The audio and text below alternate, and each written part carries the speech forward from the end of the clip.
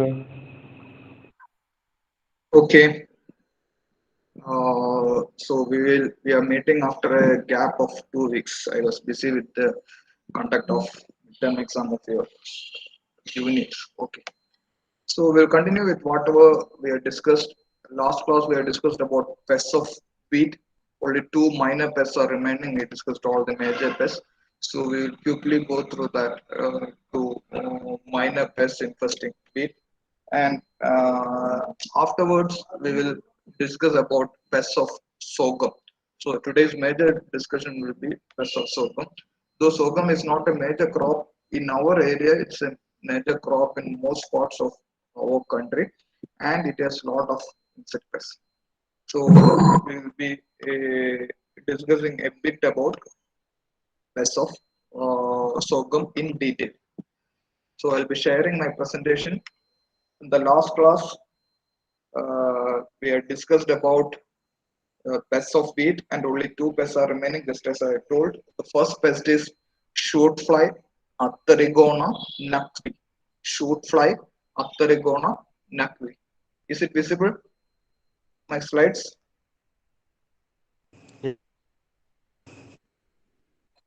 Yes, okay.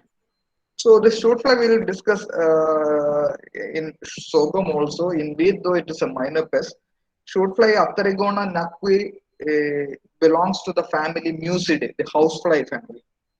So in Musidae we don't have many insect pests, but fruit fly is a pest of cereals mainly, and this is a pest infesting the seedling stage. That means when the crop is about up to 30 days old. Afterwards, it usually doesn't cause. Sometimes it may cause in the flowering stage, but it's very rare. So it's a mainly a seedling pest, and the eggs laid by the fly hatches out, and the maggots cut into the stem, reaches the growing point, cut the growing tip, and feeds on the decaying terminal bud. I will repeat how the damage occurs.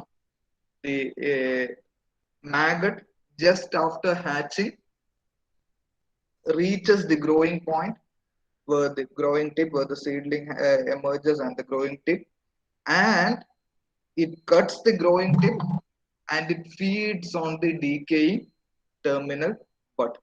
Because of the cutting of the growing point, the terminal bud gets decayed, and that decaying terminal bud will be fed by the maggot. And because of the feeding of the terminal bud and the cutting of the growing point, there won't be any emergence of new shoot, and these central shoots will be built at, leading to the formation of dead heart symptom, just like dead heart what we discussed in the case of rice. The growing point will be cut, there won't be any nutrition to the young shoot, and it will lead to the formation of dead heart. And it not only attacks the uh, main shoot, it can also attack the tubers.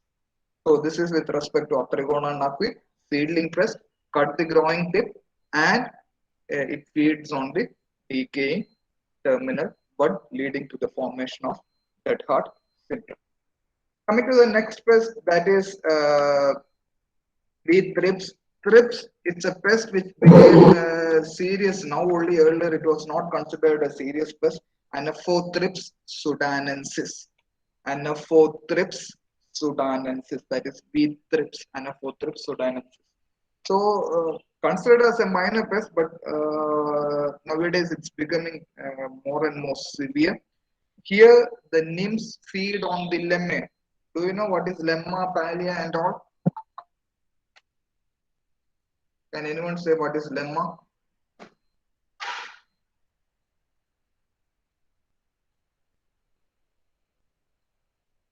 Anyone? Have you studied lemma, palia, and all the botany part of? Yes, blooms. Yes, yes. So if you see a grain, rice grain or wheat grain, there is a covering. That covering, one is lemma, the other one is palia. So the nymphs feed on the lemma. So the strips mainly feeds on the grains as well as flowers. So it feeds on the lemma. Sometimes the thrips enter into the flower and makes it sterile. It can feed from outside, it can feed on the lemma. Sometimes it enter into the flower and makes the flower sterile. And once the grain matures, also damage can be the where it feeds on the pericarp. So it can feed out from outside, feeds on the lemma. It can penetrate into the flowers, making it sterile. And once the grain is ripened, it can feed on the pericarp. So this is just about Anaphothrip sudanensis. So we are completing wheat and we are moving on to sorghum. As I already told you, sorghum is a crop which is mainly a rain-fed crop. Is it a kharif crop or a rabi crop? I just studied the agronomy part of it. Can anyone say for sorghum whether it is a kharif or rabi crop?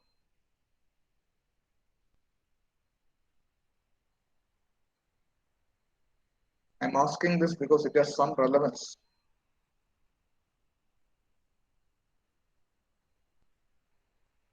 Quick,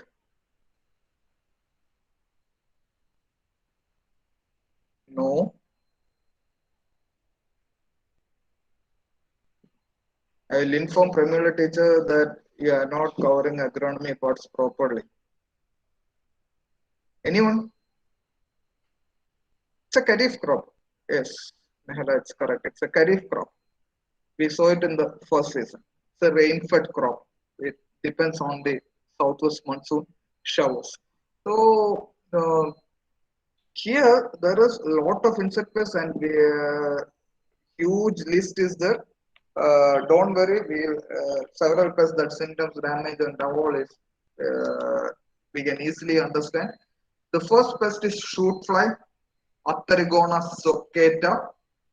We studied just about Atharigona naqui in wheat, the same genus, but the species is different. Atharigona soccata, and the family is Musidae. Soccata, sorghum, you can remember it easily.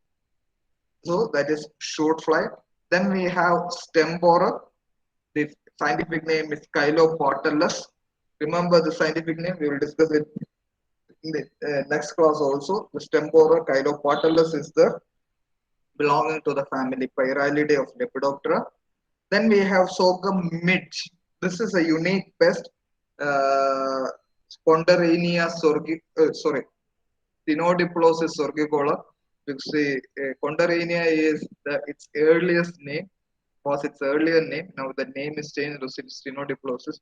That Ponderenia name is there in my head because I studied that scientific name when I was my student. So whenever sorghum midge names comes up, that Ponderania names comes to my mind quickly. Stenodiplosis is the new name, so that's why. So you remember only Stenodiplosis sorgicola, sorghum midge, Stenodiplosis sorgicola belonging to the family Cecidomidae. All the midges belong to the family Cecidomidae of Diptera. Remember Carl Midge. Okay. Then white grape, Holotrichia consanguinea. You will discuss about white grape in several crops in this course and the next course also. Holotrichia consanguinea. It belongs to the family Scarabidae of Coleoptera. It's a beetle pest. Most of you might, I'm sure at least 70 or 80% of your batch might have seen this adults of Holotrichia. You might not have identified it, but you might have seen. It's very common in our area. Then we have earhead bug, Calocoris angustatus, Calocoris angustatus, belonging to the family Miridae, belonging to the family Miridae of Hemiptera. So certain mirids cause heavy damage to crop. So there is a mirid pest in sorghum that is Calocoris angustatus. Then we have sorghum shoot bug, Peregrinus maedis, Peregrinus maedis, sorghum shoot bug, belonging to the family Delphacidae, the same family of brown plant hopper. Sorghum shoot bug, Peregrinus maedis belong to the family Delphacidae. Then we have pink stem borer sesame inferens that we have studied in the case of rice in family Noctuidae. Then we have certain caterpillars which feeds on the ears, feeds on the panicle. One is webworm, Cryptoblades nidiella. Cryptoblates nidiella. Then we have a semi-looper, that is Andoba silicula. Cryptoblates nidiella belong to the family Pyralidae, and Andoba silicula belong to the family Noctuidae. Then we have Gram caterpillar, which is an extremely polyphagous pest, Helicoverpa armigera. Helicoverpa armigera belonging to the family Noctuidae. These are the major pests which we will discuss. Then I will just list out the minor pests. We will just go through the names only. We won't be discussing it during the class. The first insect is red hairy caterpillar, Amsacta albistriga. You will study it in detail in the case of oil seeds. Amsacta albistriga belonging to the family Eribidae. Red hairy caterpillar Amsacta albistriga belonging to the family Eribidae. Then we have black hairy caterpillar Estigmine lactinea. Estigmine lactinea belonging to the family Eribidae. All of them are hairy caterpillars. നമ്മൾ ചൊറിയൻ പുഴു എന്ന് പറയുന്നത് ഇപ്പൊ കഴിഞ്ഞ മാസങ്ങളിലൊക്കെ നിങ്ങൾ വീടുകളിൽ കണ്ടിട്ടുണ്ടാവും. So most of them belonging to the family Eribidae. Most of them. There are certain larvae which belongs to other families, but most of them belong to the family Eribidae. Then we have cutworm Methymna separata belonging to the family Noctuidae. Cutworm Methymna separata. Then we have grasshoppers, as we have discussed in the case of rice, Hieroglyphus benian, Hieroglyphus nigroreflectus, Hieroglyphus benian, Hieroglyphus nigroreflectus, and one more is the Colemania. So these are the grasshoppers belonging to the family Acrididae. Then we have ash weevil, again a polyphagous pest, Meloceros. Meloceros is very common over here, which usually seen in cocoa and all. Then we have aphids. The aphid species is almost similar as we have seen in the case of wheat and all, Rhophilocyphum maedis. Then we have Melanaphis sacchari. Histronora ceteria we have seen in wheat, but Rhophilocyphum maedis and Melanaphis sacchari is the belong to family Aphididae. Termites, as we have discussed in the case of wheat, Odontotermus and Microtermus. So these are the minor pests. We won't be discussing about minor pests. We just listed it out. We'll move to the first one, that is Atherigona soccata, shoot fly. The nature of damage, symptom, and all are same as what we have discussed in the case of wheat shoot fly, that is Atherigona naqui. This is Atherigona soccata infesting sorghum. As I've already told you, this is a seedling pest. That means attack the crop up to 30 days after sowing. Once you sow the crop, it attacks up to 30 days old. Afterwards, it's usually not seen. Sometimes in the flowering stage, it can be seen, but it's not normal. Rarely we can see. I will show you a picture of that. And if you see the biology, the eggs are cylindrical, cigar shaped.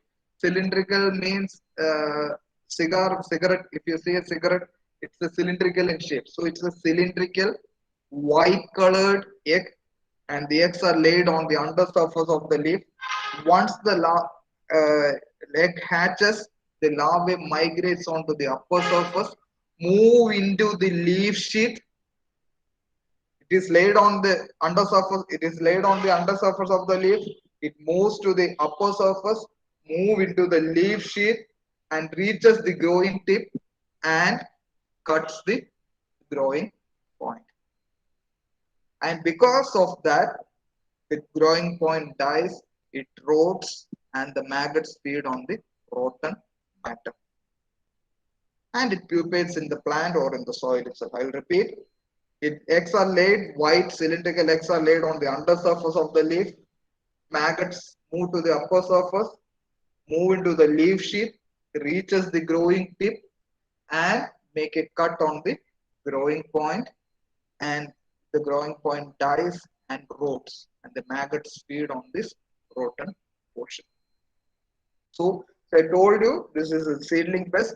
As the growing point is cut, the central leaf starts drying and wilting and leads to the formation of dead heart. This we have discussed earlier. As the growing point is cut, the central shoot wilts and dries, leading to the formation of dead heart, and it doesn't. It can affect the side tillers also, that we have discussed in the wheat. Sometimes I told you it can attack in the flowering stage, wherein the grains at the tip of the panicle will turn chaffy. So during the flowering stage, if it attacks, only the grains at the tip of the panicle turns chaffy. That I will show you the picture, then you can clearly understand. See this. This is the white uh, cigar shaped egg.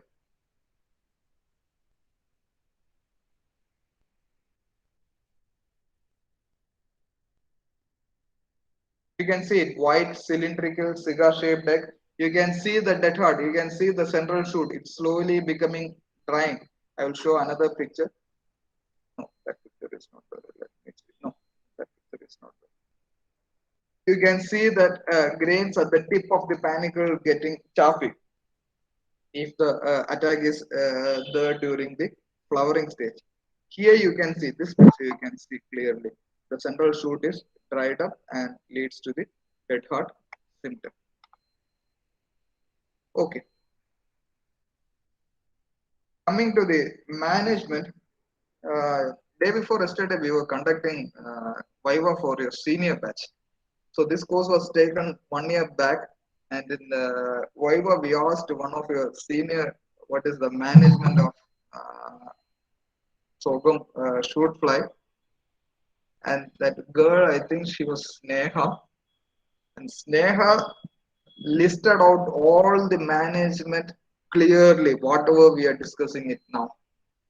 So that was an excellent experience as a teacher because if the student spells out whatever it is taught, it is extremely good.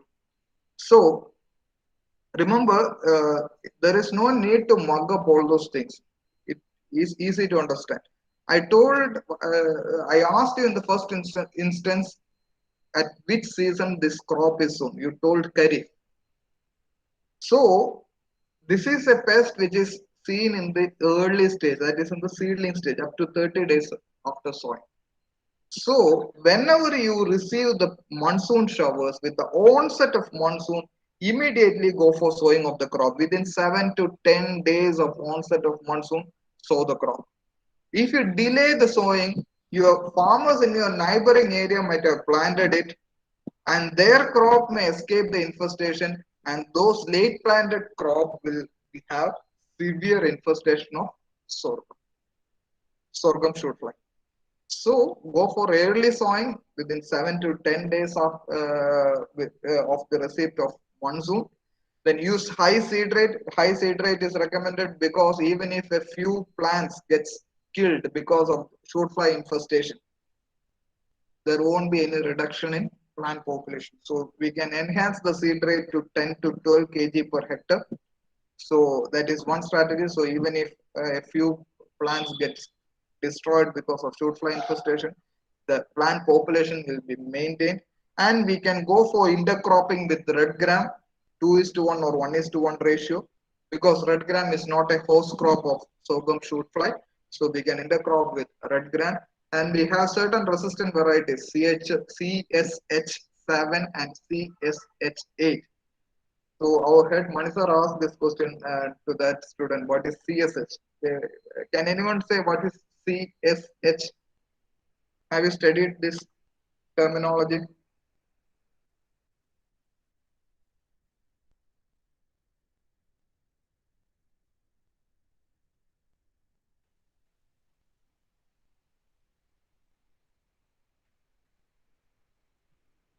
Can anyone?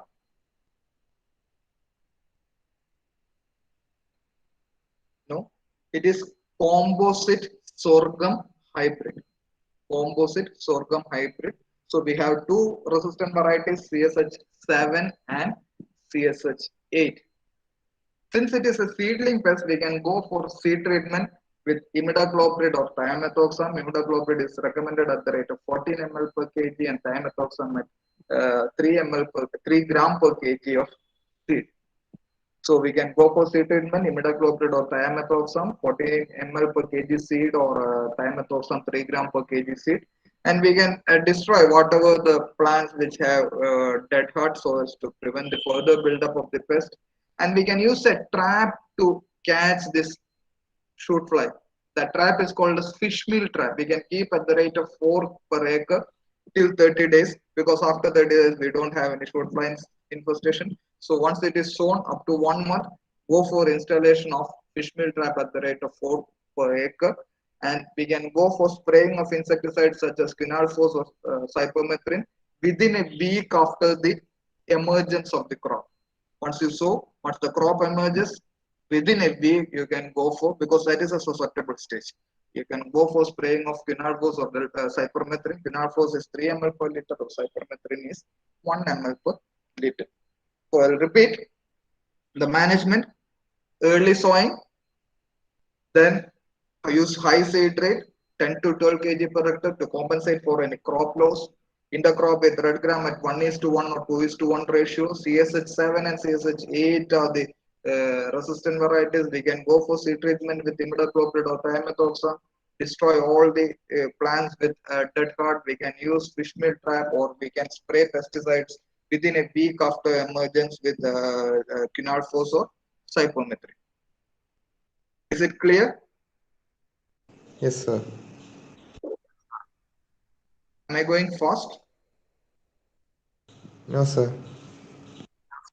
Okay, fine. Harikrishnan answers all as the representative. So if anyone faces any difficulty in understanding anything, just give a message in the chat box. That's sufficient. I will repeat. Okay. So coming to the next one, that is stem borer, Chylopatulus and Sesame inference, though we have discussed it separately when we listed out the pest. Chylopatulus, pink borer is the Sesamia inference. We'll be discussing it together because the nature of damage and symptoms management are all the same. So here again, as with all other stem borer, what is the symptom of rice stem borer? Quickly, what is a symptom of rice stem borer?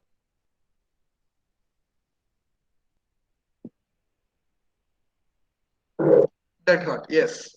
So here also the symptom is dead heart. And we have seen in the previous case, shoot fly also causes dead heart.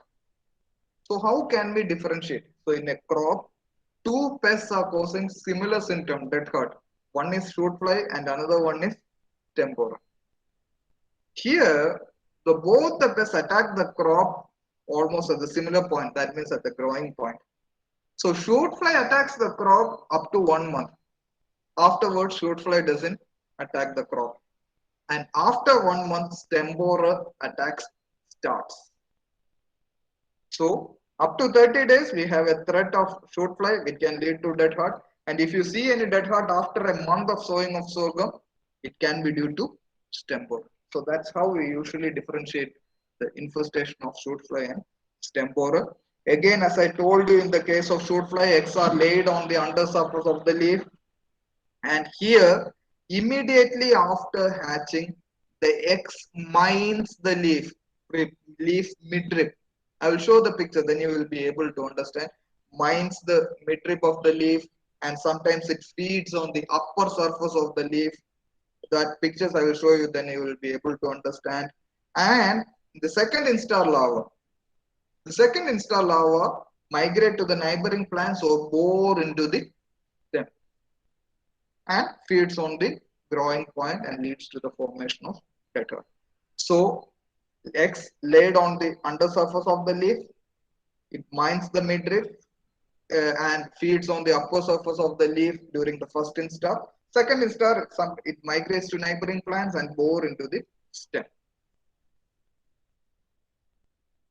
So as I told you, the first instar larva feeds on the upper surface of the leaf, and only the upper surface will be fed. Lower epidermis will remain intact and lead to the formation of transparent windows. I will show you how a transparent window will look like. Then you will be able to visualize it properly. Again, dead heart will be there because it feeds on the central shoot, and it extensively tunnels the stem and it leads to the breakage of the stem. That means the larvae bore into the tunnels inside. The larvae will be remaining inside the stem. It tunnels the stem. That means feeds the contents of the stem. The stem will be weak and it will break easily. So we can see symptoms on the leaf. That symptoms can be the midrib will be mined, upper leaf surface will be fed, and only the lower epidermis will be remaining intact, and there will be dead heart formation, and tunneling of the stem leads to breakage of the stem. You can see it over here. Don't see the holes on it. The next picture I will show you clearly. You can see it over here, the midrib of the leaf. In that midrib, you can see mine symptoms. The larvae mines, bores through the midrib. That mining symptom will be there. And here you can clearly see that transparent windows. You see it over here, here, or here, here, all over the place. See, the upper part of the leaf will be fed by the larvae and the lower epidermis will be remaining intact to look like a transparent window. So this is it, the first instar larvae damaging. Sometimes it can mine the midrib, feeds on the upper part of the leaf and leaving only the lower epidermis. All it was like that, but later on the epidermis will be dried up and lost. That's how we see a hole over here. So this is the symptom of the early attack of sorghum shoot stem borer, and this is the larvae Chylopatulus, and you can see how it bores into the stem. You can see the borehole. You can see the dead heart. Clearly see the dead heart. You can again see the dead heart. The stem will be completely tunneled by the larvae. So is it clear? The nature of damage and symptoms of sorghum stem borer.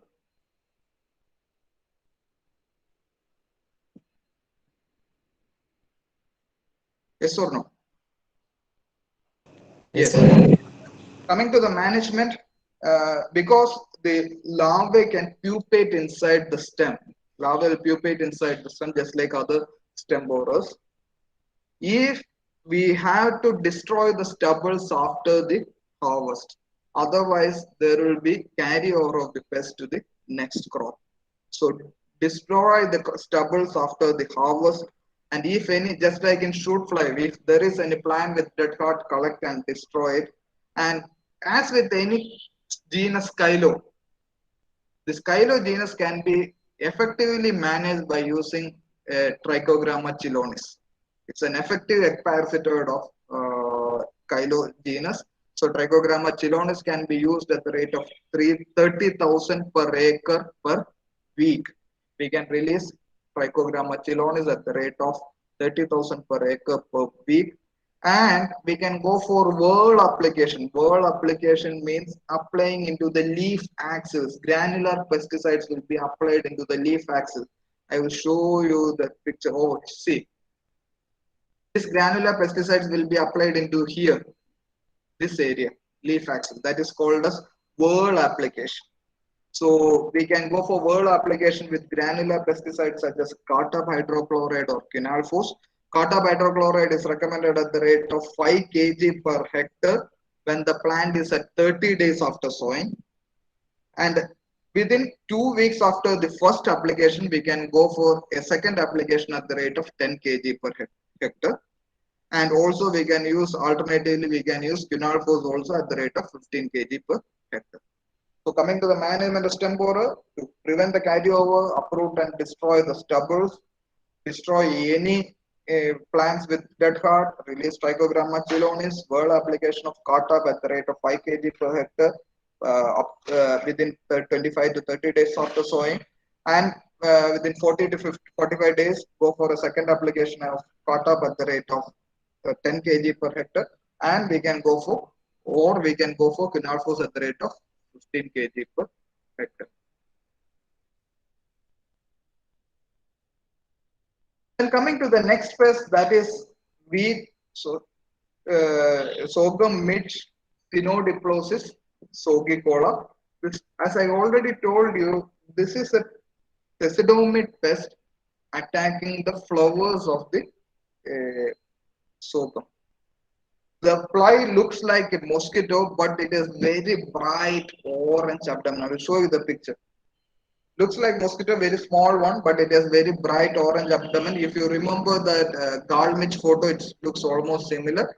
And here, the fly lays eggs singly into developing flowers. That means the single egg will be laid into a developing flower of sorghum when the flower opens for pollination and pollen shedding.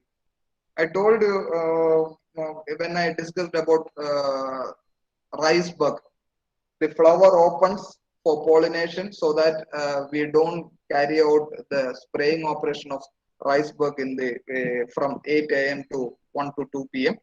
At that time flower will be open. In the same case, in the case of all the cereals, gramineous crops, the same way, there will be an opening of flower for shedding of the pollen and pollination. At that time, when the flower is open, the midge lays eggs into the opened flower, and the maggot hatches out, feeds on the developing ovaries, and the grain will turn chaffy. It pupates inside that gloom itself, pupate inside the gloom itself, and it once it comes out of the pupae, the pupal case will be remaining at the tip of the spikelet. I will show that picture. So the adult is a mosquito-like fly with bright orange abdomen. It lays eggs when the flower opens for pollen shedding. The hatched out maggots feed on the ovaries, turning the grains chaffy. Pupation within takes place within the glooms, and once the adult emerges, the pupal case can be seen attached to the tip of the spikelet. And damage, as I told you, maggots feed on the developing ovaries and prevent the formation of grain and lead to the formation of chaffy grains in the panicle. That's how the damage occurs. In the management, we have to go for synchronous planting with uniform maturing varieties. So, as we have discussed in the case of rice bug, similar thing, synchronous planting with uniform maturing varieties, and collect and burn all the chaffy seeds. Once you harvest the seed, harvest the grain, we winnow it, and once we winnow it, we will get all the chaffy grains. All the chaffy grains may contain the pupae of this sorghum midge. It should be destroyed, burned. And we can go for spraying of insecticides such as cypermethrin, malathion, or dimethoate when the plant is at 50% flowering. At that time only the grains open for flowering. So cypermethrin is 0.5 ml per liter, dimethoate is 1.6 ml per liter, and malathion is 2 ml per liter at 50% flowering. So all the chaffy grains should be burned, and synchronous planting of varieties with uniform maturity, and we can go for spraying of pesticides at 50% flowering. See this, just like a mosquito with a bright orange abdomen, and you can see the grain, and you can see at the tip one cylindrical kind of thing. This is the pupal case attached to the tip of the spike. Again, I will show you. See, whatever you see, 1, 2, here, all these are pupal case attached to the spikelet. And see the damage. This is an extremely susceptible variety where the complete grains are turned chaffy because of sorghum midge.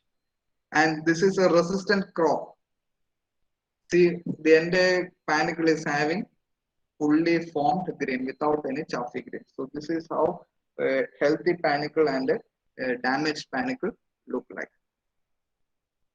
Coming to the next pest, that is sorghum shoot bug Peregrinus maedis, belonging to the family Delphacidae. Sorghum shoot bug Peregrinus maedis. This is a sporadic pest. What is a sporadic pest? What does it mean? What does a sporadic pest mean? Let us study it: key pest, major pest, minor pest, sporadic pest. Occur suddenly in an isolated area. Yes, sometimes.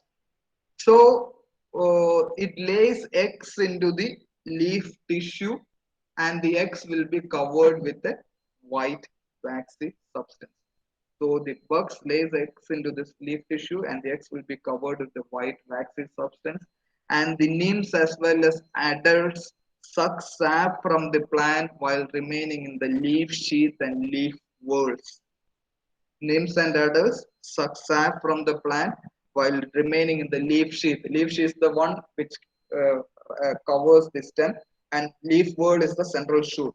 So it will remain within the central whorl, leaf whorl, or on the or inside the leaf sheath. And because of the sucking of sap from the plant, it will lead to yellowing, reduced vigor, and if there is severe infestation, there will be twisting of the central leaf because it sucks sap from the leaf whorl. So the entire juice will be sucked out. There will be a twisting of the top leaf, and there can be difficulty in emergence of the panicle, or sometimes even the panicles doesn't form if there is severe infestation. So sucks sap while remaining within the leaf sheath or leaf whorl. Yellowing will be there. Twisting of the top leaves will be there. Sometimes the panicle may not emerge, and uh, uh, there can be difficulty in emergence of the panicle. It's a vector of a viral disease called a stripe disease of maize. That remember it, a vector of stripe disease of maize. For management, we can go for the spraying of dimethoate at the rate of 1.6 ml per liter. This is it. That Peregrinus maydis. These are the nymphs. This was the adult. So they congregate together in the leaf sheath and leaf whorls. Coming to the next one, earhead bug, Caloporus angustatus. Caloporus angustatus. This is a myrid bug, but the damage is almost similar to rice bug. This is a green colored bug, but it lays blue cylindrical egg, cigarette shaped. That means cylindrical eggs, blue colored eggs into the under the glooms or into the middle of the florets. That means it lays eggs in the panicle, in the inflorescence, under the glooms or in the middle of the floret. So the eggs are laid on the developing inflorescence, and the damage is exactly similar to the case of rice bug. Nymphs and adults suck sap from the grain when the grain is at the milky stage. Nymphs and adults suck sap from the grain when the grain is at the milky stage. As the sap is sucked, the grains will turn chaffy and shrink. So that is the nature of damage and symptom. Suck sap, nymphs and adults suck sap when the grain is at the milky shade. Grains shrink and turn chaffy in nature. The insecticide management is the same, spraying of dimethoate at the rate of 1.6 ml per liter. This is the bug. We'll be finishing it off today. I will take 1 or 2 minutes and complete. Okay. We have head caterpillars, cryptoblates, Nidiella, Helicopa, Armigera, and Andobasilicula. Cryptoblates, Nidiella, and Andobasilicula, both these larvae web together the grains and feeds. They web together the grains and feeds. And Helicopa armigera, it doesn't web the grain. It remains outside, feeds on the grain, and we can see partially eaten grains in the panicle. Sometimes it hides within the panicles. Fecal pellets can also be seen. Just remember this. There are certain caterpillars feeding on the panicle. You can see the picture. This is a beautiful picture of Helicopa armigera feeding on the grain. So this is the head region. It is feeding on the grain from outside. Very big larvae. Coming to the last pest, within a minute I will finish it off. That is white grub, Holotrichia consanguinea. White grub, Holotrichia consanguinea. This is the grubs are white, C-shaped. Can you give the name of that C-shaped larvae? You might have studied different types of larvae. One kind of larvae is C-shaped. Can you name that kind of larvae? You might have studied about eruciform, campodiform, scarabiform, etc. Anyone? Yes, scarabiform. Yes, good. Scarabidae. Good. So this is belong to the family Scarabidae. I will show the larvae or grub also, so you can see. And this is a pest which is having an annual life cycle. That means its life cycle complete takes 1 year to complete. The larva it takes months together, and the adults emerges usually during May June with the onset of monsoon. Hence, it is called as May June beetle. The adults will emerge with the onset of monsoon. So it's called as May June beetles, Holotrichia consanguinea. And the adults doesn't damage much. Adult usually feeds on the leaves of neem and all. but the grubs feed on the roots, heavily feed on the roots, leading to the yellowing and wilting of the plant. And as the roots are fed by the grubs, the plants doesn't receive any nutrition and plants remain stunted. Heavy feeding of the root. The root will be completely damaged. Plants sometimes get wilted, and even if the plant survives, the plant remains stunted. See this C-shaped, perfect C-shaped white colored grapes with a seed. And I will show the adult. Have you seen this kind of brown beetles coming to light at your home? Yes or no? It's not. Sometimes it is brown in color, sometimes it is creamish in color. Yes, that's why I told you it's common, very common in our area. So this is the end of it. I will just give one area where this root grubs are a major issue. Our campus at Padanakkad, College of Agriculture Padanakkad. I studied at that campus, and in Padanakkad campus